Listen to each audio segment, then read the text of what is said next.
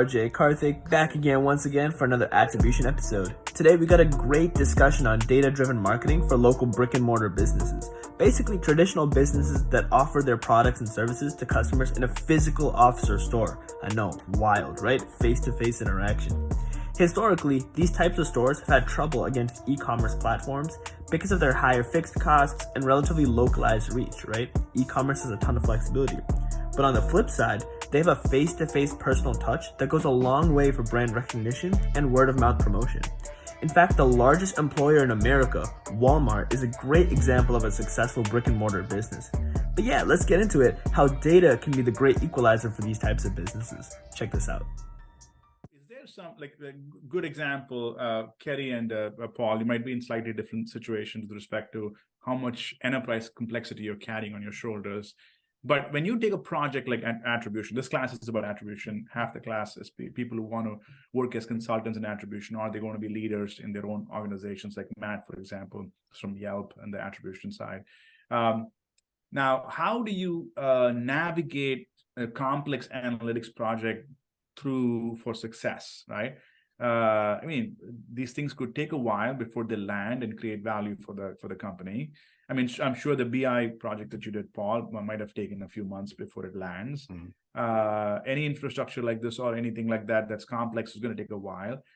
Is there how do you navigate complex projects and help them be successful and give them a chance to be successful? What's the secret to that part of leadership? Yeah, at least at Laserway, I'm pretty lucky because we have a very flat hierarchy. We run very lean teams.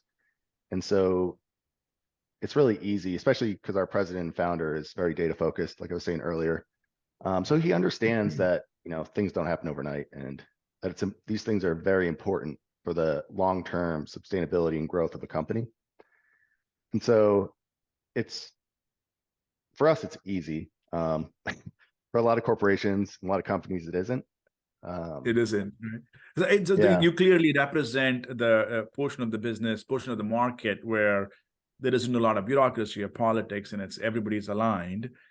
Kerry, I have to imagine you've lived in Allstate has to be one of the more complex organizations in the planet, right?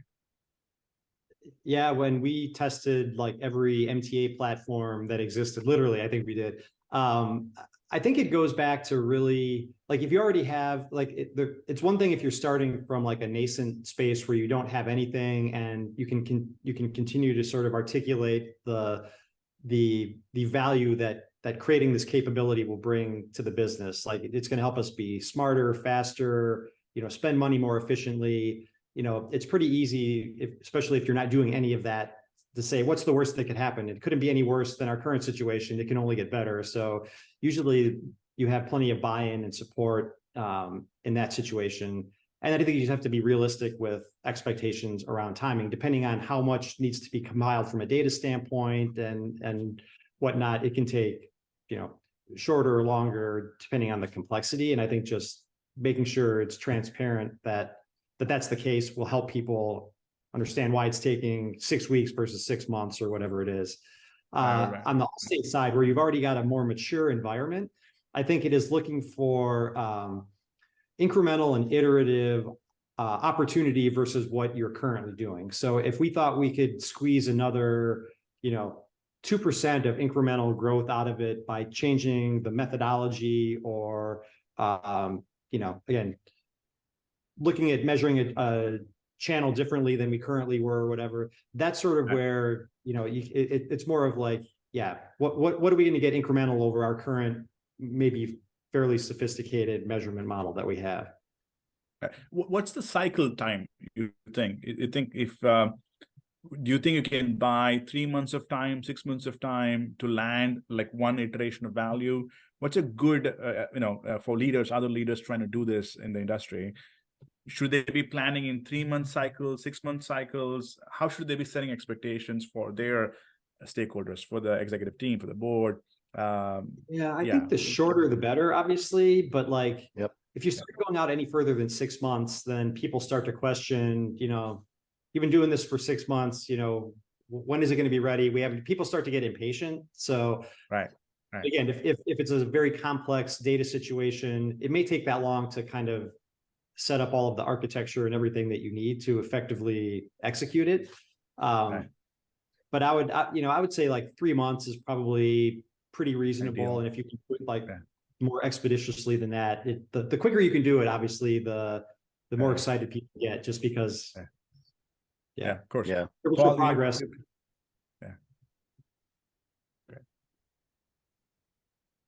Yeah, I was gonna say definitely quicker to better, but if you could build in milestones, at least to show progress and that it's not just this money pit that's sitting there for 6 months, is also important. A lot of it is also around too- expectations management. Yeah. Yeah, for sure. Right. I think also what's Milestones. important too, Yeah. depending on the size Milestones, of 6 months, 3 months are the big takeaways here. Try to get clean milestones, communicate well ahead of time, try to land it in 3-6 month cycles is kind of the prescription you guys are offering up, if I'm getting this right. Yeah. Yeah, and I think another thing too is like leading by example. So getting in the weeds, understanding what you're doing. I mean, that's why I'm in these classes, because I want to know exactly what's happening with attribution, right? I don't want to just be able to pass off results and be like, okay, this is what we can expect. I want to be able to tell them the why behind it. And I think that's really important, especially when you're communicating with different leadership positions, is, showing that you do have the knowledge to understand why we're going this route and the mechanics behind it. Okay. Wow. It's really a contact sport, huh? So there's no way to get past that. Okay. Amazing. Such a hard job, right? It's the head of marketing. I mean, everybody says this now, but viscerally, I can feel it. It's got a pressure cooker job to can execute, or the hardest thing to execute in the executive suite.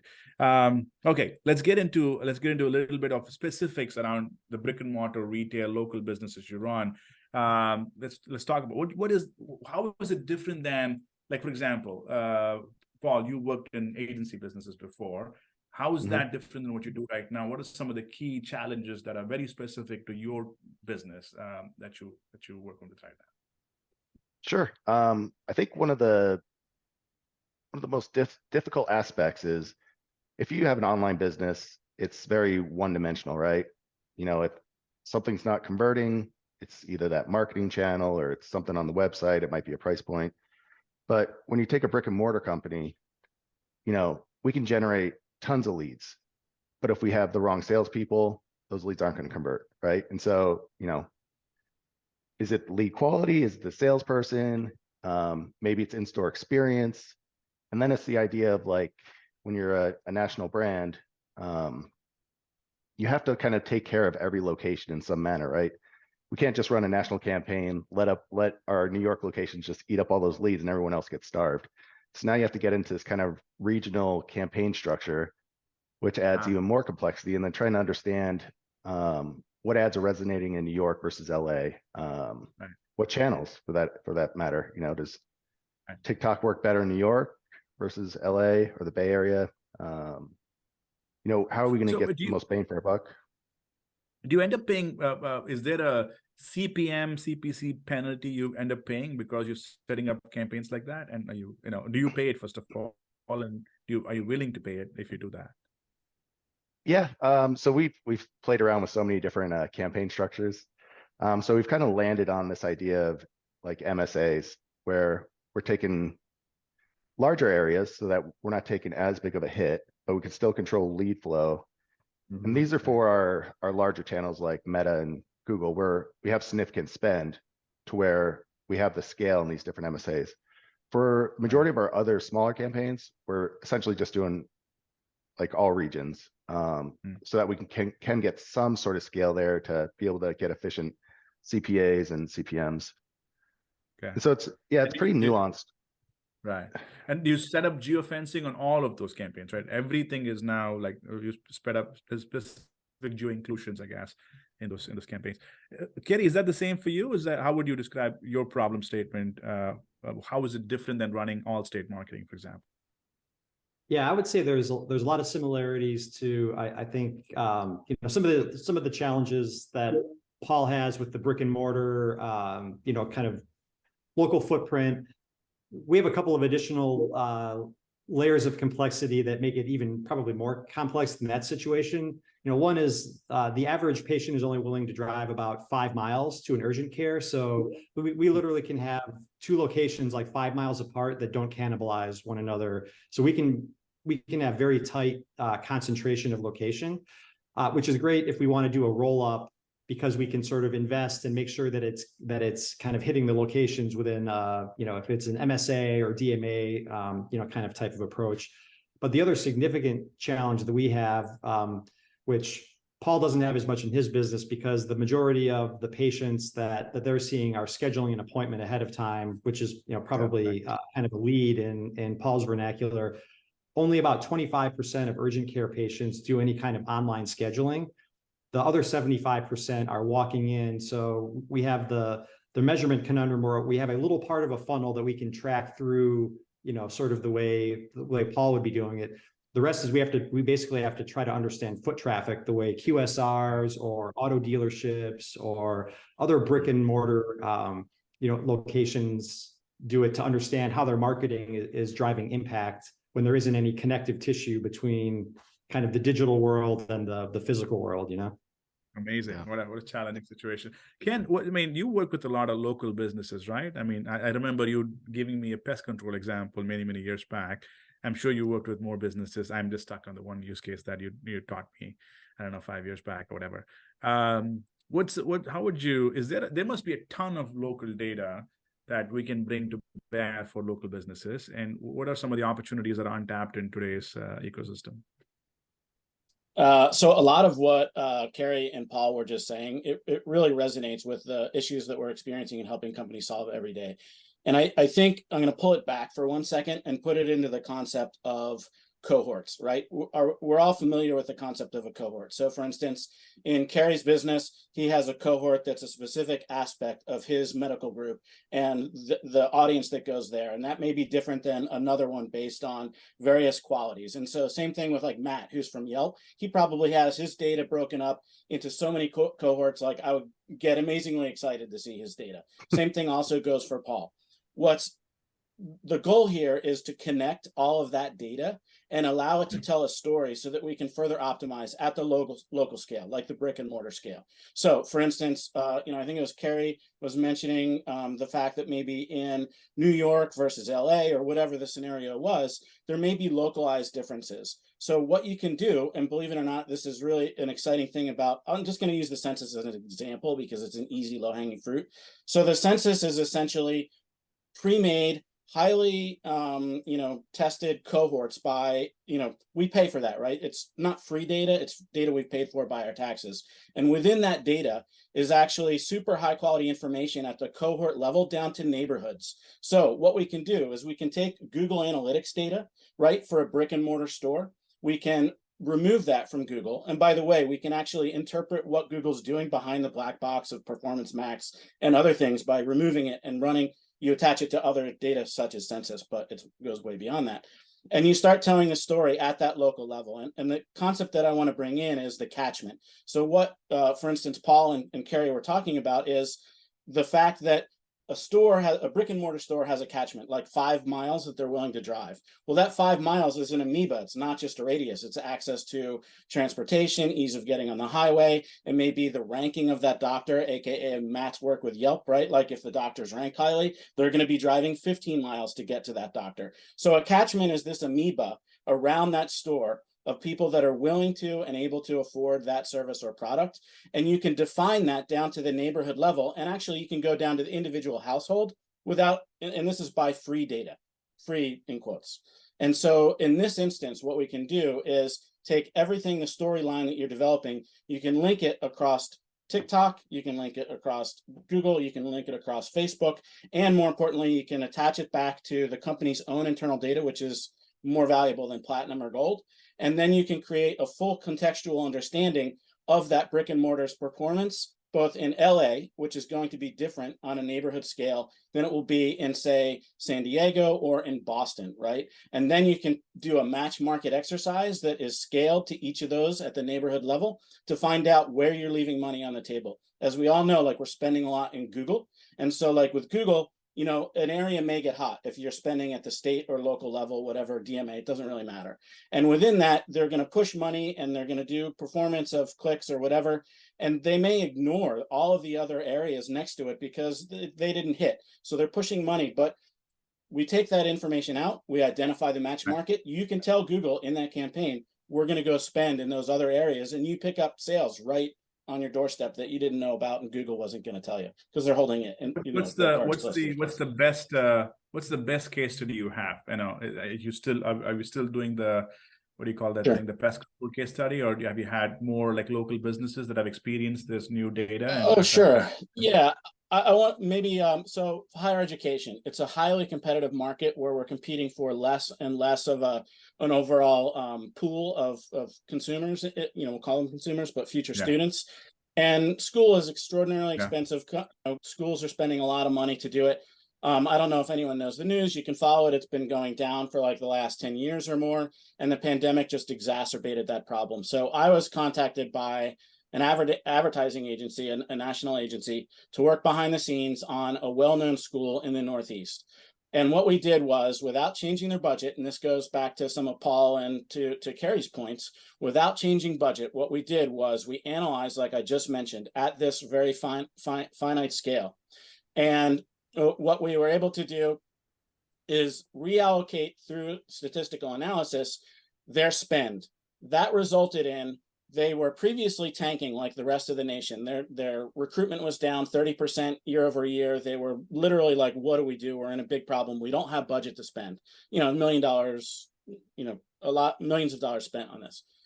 So what the challenge was how do we turn this around? And so what we did was we ran the analyses we're talking about using census as one of the layers of data that we linked it to. They provide us internal data as well. We created a full understanding of their business context.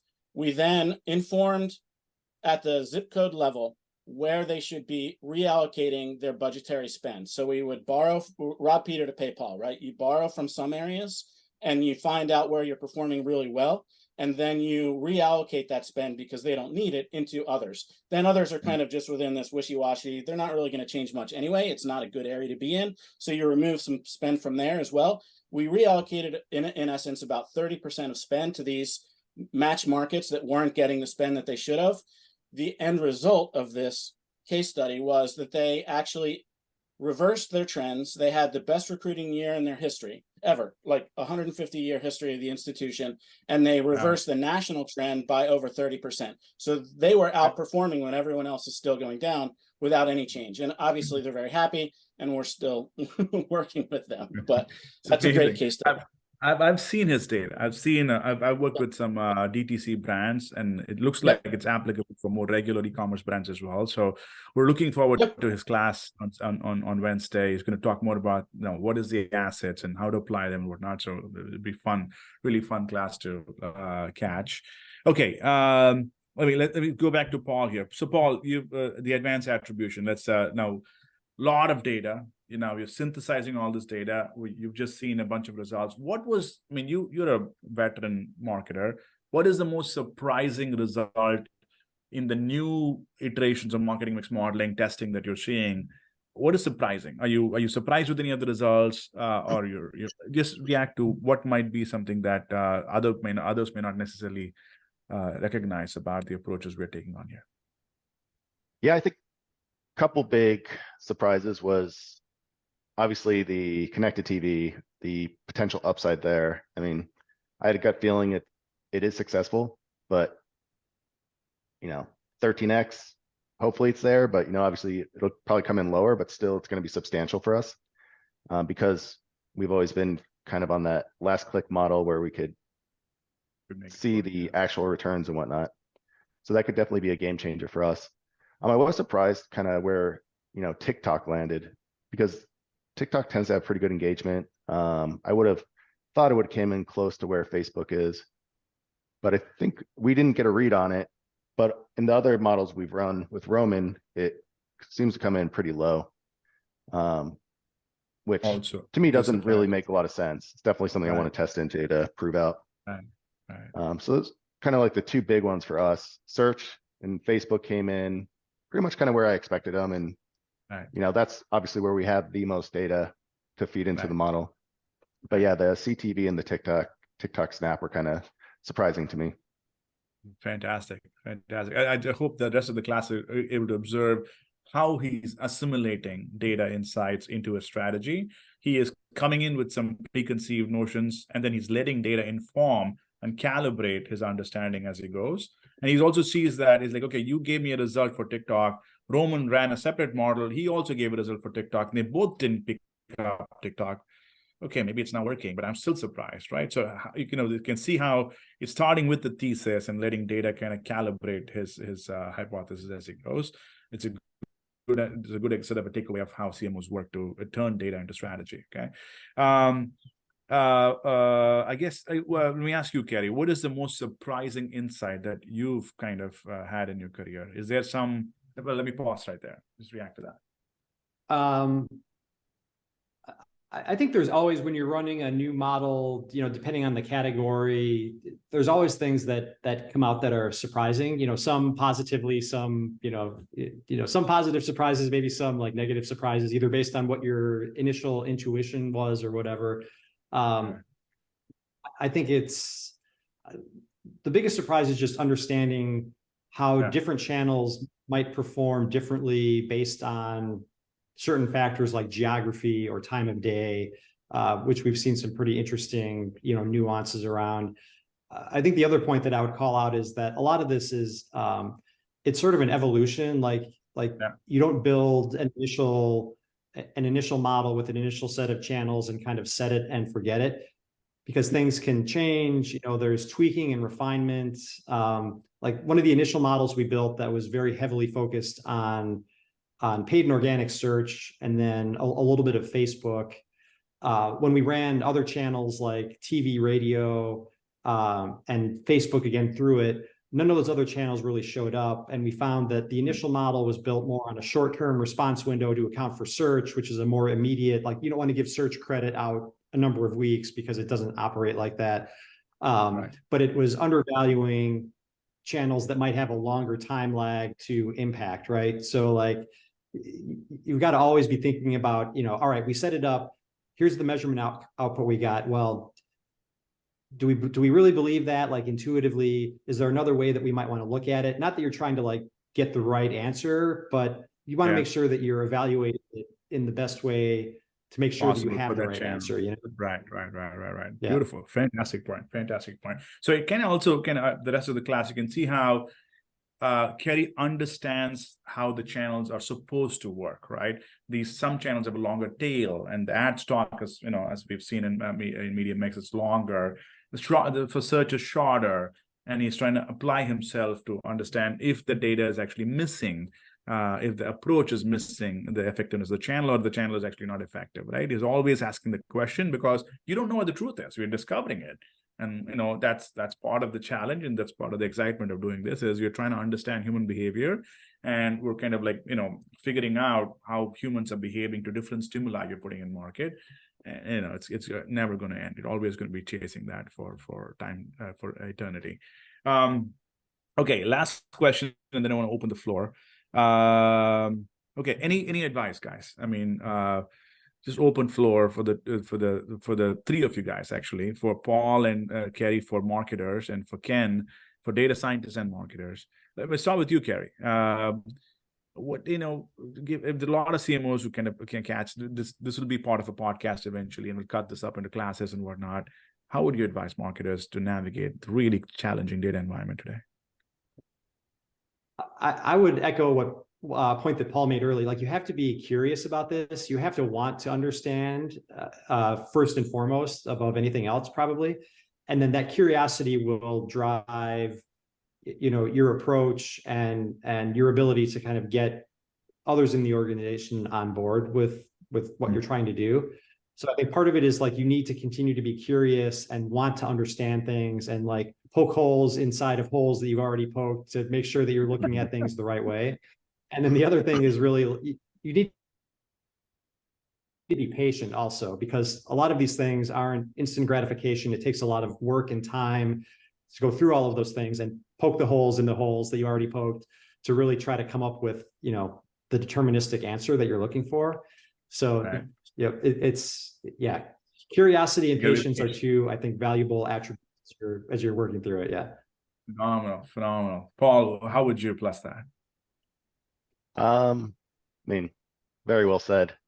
But I think one important thing is, a lot of it comes down to trusting your data. So data governance and validation is really important at the beginning, making sure that the data is accurate before, you're feeding into these models and you're taking Garbage in, steps garbage forward. out. Yep, exactly. I said that. Great. So I think that's probably one of the most important things from the outset is to validate your data, make sure it's exactly how you want to go through this exercise, quarterly to make sure, nothing's changing. And then again, to Carrie's point, just you just constantly test. I mean, something that didn't work last year may work this year. I mean, all these ad platforms are constantly evolving, they're updating their machine learning. And so, it's not a static environment. So you constantly have to be testing and retesting as you move through different platforms and through your marketing plans. Phenomenal. Okay. It's a tough job you guys have. Ken, what's your take on this? I mean, you have a very different sort of angle on the space. What are some opportunities that you would ask both data scientists and marketers to take a look at? One, I would put out there just the following observation, and this is through dozens and dozens of different companies that I've worked with, is the level of statistical capability that companies are using. And Paul just mentioned machine learning, right? And that's kind of relatively new in the vernacular that people are using. The statistical capabilities that are actually available to evaluate business performance is way beyond what most companies realize that's out there and what they're using. So the ability to gain market over your market competition by leveraging what's actually already out there and not being utilized is huge. And most companies don't realize just what's actually out there. I come from academia, so I see a lot of what's going on behind the scenes that's not yet reached the business world. Just want to put that point out there. The other one is the sort of silo and data quality. So if you silo your data with marketing or with finance or with wherever it is, within even just Google and TikTok, doesn't matter. If you're siloing your data, you can't reach a contextually driven, appropriate conclusion because it will not be complete in your understanding of where that data fits into your company. So that's a huge mistake that I often see, and one that in terms of doing your modeling or whatever it is should be considered is remove the siloing and aggregate your data appropriately, of course, because the garbage in, garbage out, as Paul said, which is awesome, and kind of go from there. And I guess the last thing is more of a question even to Carrie, which is, and a challenge to everyone else, which is to incorporate conditions of space and time when you're modeling, right? So for instance, the geographic ability of, say, LA and neighborhoods around LA and selling flip-flops, for instance, is much different than that in Minneapolis, right? On a space and on a time basis. You're not going to be selling many flip-flops in any neighborhood in Minneapolis in winter when it's -20. So consider over the course of your annual year, scaling to space and time when you're looking at all these other things, especially space. So I think that's where, in terms of gains, the big stuff's coming from, or going to come from. Is that you guys do that? Right? You must. I mean, I have to imagine local marketing, or maybe it doesn't. Sure. So, I mean, sorry. Sorry, Kerry and Paul. Do you change marketing tactics and creative by different local executions, or is that something that you guys keep it fairly steady? I'll take that one first. He probably does more interesting nuancing than we do, but go ahead, Paul.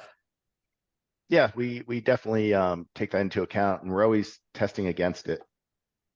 So we have our kind of go-to ads that are kind of run across the nation, ones that perform very well, and then we'll always kind of test, see if we have, like, say, New York imagery with language with influencers from New York, how does that impact ad performance in New York versus LA? And then in the same scope, because we do offer a variety of treatments, is understanding, where treatments tend to perform well, right? So Right. something like body contouring in LA might perform better than our Minneapolis location, right? So we'll adjust our lead mixes based on kind of the consumer preferences. Yeah. Awesome. Amazing. Wow, my God. I learned so much from this class. That's phenomenal. Every time it feels like a blessing to be here. Amazing conversations, really great insights there. A few of my big takeaways are about convincing leadership to invest into attribution. In teams that aren't as lean or have a flat hierarchy like Paul mentioned, it seems incredibly important to communicate the sheer ambiguity of human behavior and how advanced attribution is able to assign quantitative, computable values to it. Combine that with the fact that models are constantly being tweaked to optimize real-time reporting and productivity, and you have a gold mine to sell in the next C-suite meeting. Both Paul and Carrie actually pointed out that becoming data-focused and getting results from data-driven initiatives doesn't happen overnight. It's a process to navigate complex projects and cultivate the personnel and culture to run these services efficiently. But the potential upside in finding hidden insights that gut intuition and service level accounting can't identify is massive. A great example is actually when the M-Squared team, including myself actually, worked with Paul and Laserway and found a hidden gem in CTV, an undertapped avenue showing great potential to be scaled. On the flip side, despite the face value popularity and engagement of TikTok, spend rates for the app weren't yielding the results that Laserway had hoped for. Through a sensitivity analysis and testing recommendations, we were able to uncover the truth behind Laserway's media presence and provide recommendations to reshape their budget. Save money that could be used for better things, like, a nice payday for the hardworking employees. The thing is, attribution is all about understanding people and telling their story so you can serve them better as a company. And I guess being a part of a lucrative marketing analytics revolution doesn't hurt either. So until next time, I'll catch you in the next episode.